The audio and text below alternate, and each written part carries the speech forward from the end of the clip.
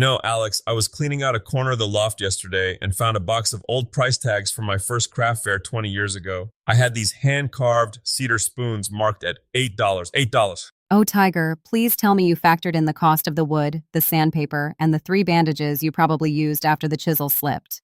That's just it. Back then, my pricing strategy was basically looking at the guy in the booth next to me and undercutting him by 50 cents.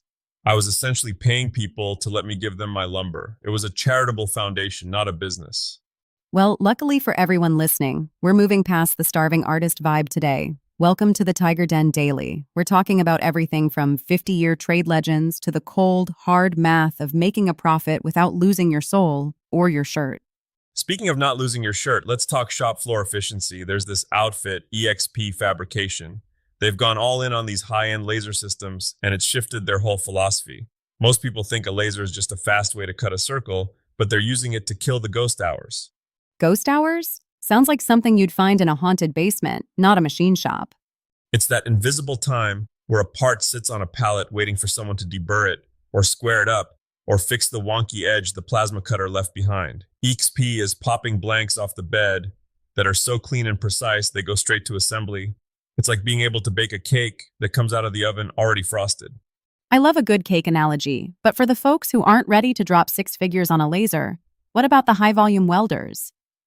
I saw Lincoln Electric put out something new for the aluminum crowd. The AlumaFab system.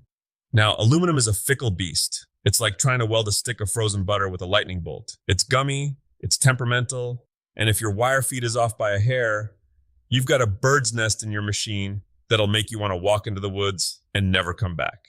You sound like you've had a few bird's nest afternoons, Tiger. I've spent more time untangling aluminum wire than I've actually welding it some weeks. But this AlumaFab setup is built for that heavy-duty, high-volume grind. It's got a feed consistency that's actually dependable. It's a shot in the arm for the shops that are tired of fighting their equipment. You mentioned fighting equipment, but some people have been in the ring with these machines for a long time.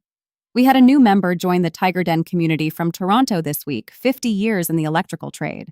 50 years. Think about that. When this gentleman started, we were barely using integrated circuits and common machinery. He started as an industrial maintenance electrician. That's the old guard stuff. What's the secret sauce there? How do you stay relevant for 5 decades without burning out or becoming a dinosaur? It's the maintenance part of that title. See, plenty of folks can follow a wiring diagram to hook up a new motor. But the industrial maintenance side teaches you the why. It's about understanding the heartbeat of the machine. If you're a kid starting out, don't just chase the new construction high where you're pulling Romex through 2x4s all day.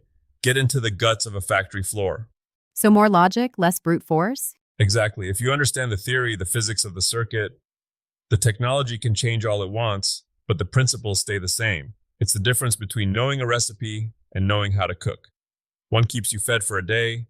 The other gives you a career that lasts until you're ready to hang up the boots on your own terms. Let's pivot to the maker-mogul side of things. We've talked about big industry, but what about the person in their garage with a CO2 laser or a 3D printer trying to make their weekend pay for itself? We're looking at the magnet strategy today. This is the smartest low-entry, high-return play I've seen in a while. Think about it. A small sheet of plywood or acrylic might cost you $1. You cut out 20 custom magnets, dogs, local landmarks, snarky quotes, and suddenly that $1 sheet is worth $100. But isn't the market saturated? Every craft fair has someone selling magnets. Not custom ones, Alex. That's the hook. If you see a generic dog magnet, it's $5. If you can tell a customer, hey, send me a photo of your specific Labradoodle, and I'll have a custom silhouette ready by the time you finish your corn dog, you just doubled your price. Okay, but how are they actually calculating that?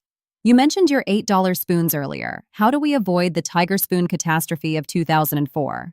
We use the maker's multiplier.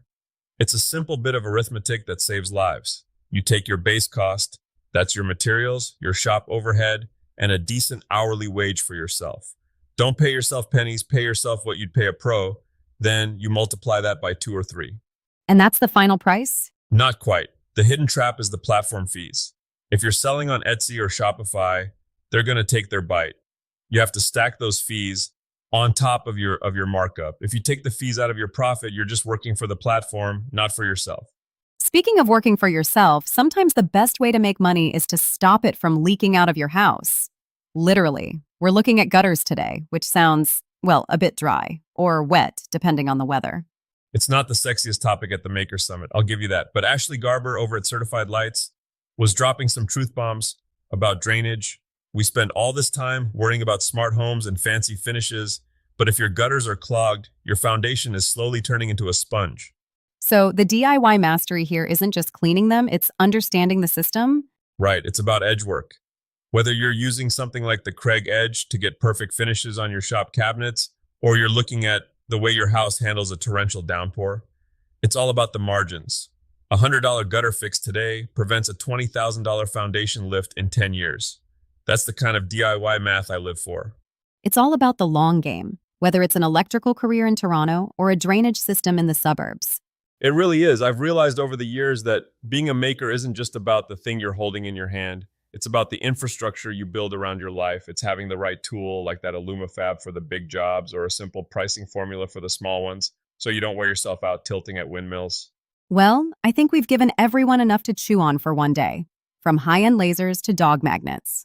Just whatever you do, don't sell a hand-carved spoon for $8. Learn from my scars. Words to live by. If you want to dig deeper into these topics, check out the learning paths on the TigerDen site.